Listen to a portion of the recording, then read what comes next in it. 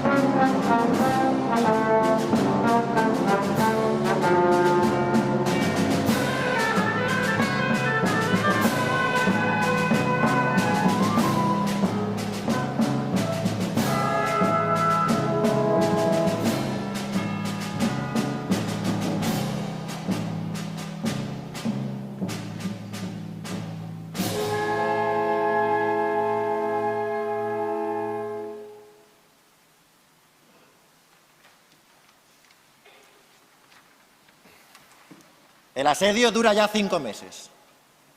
Los enfrentamientos entre ambos bandos son escasos, ya que Zayyán ha optado por encerrarse dentro de las murallas.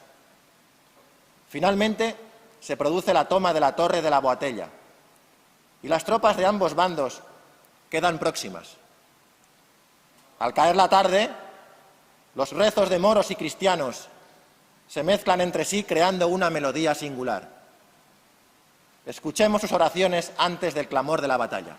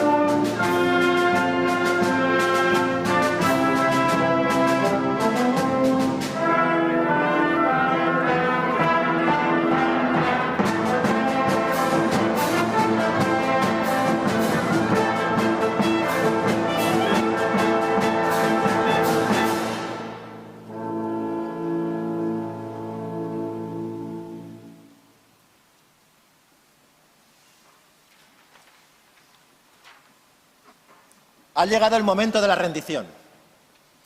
El rey Jaime y la reina Violante negocian los términos de la capitulación con Abul Hamlek, sobrino del rey Zayyán. Los cristianos reciben mal esta noticia, pues ven peligrar el botín. Finalmente, la bandera del rey aragonés ondea en la torre de Alí Bufat. Es la señal de que Valencia se rinde. Cuentan que al verla, el rey bajó del caballo y besó el suelo. Unos días más tarde, el 9 de octubre, el rey Jaime entra triunfal en la ciudad.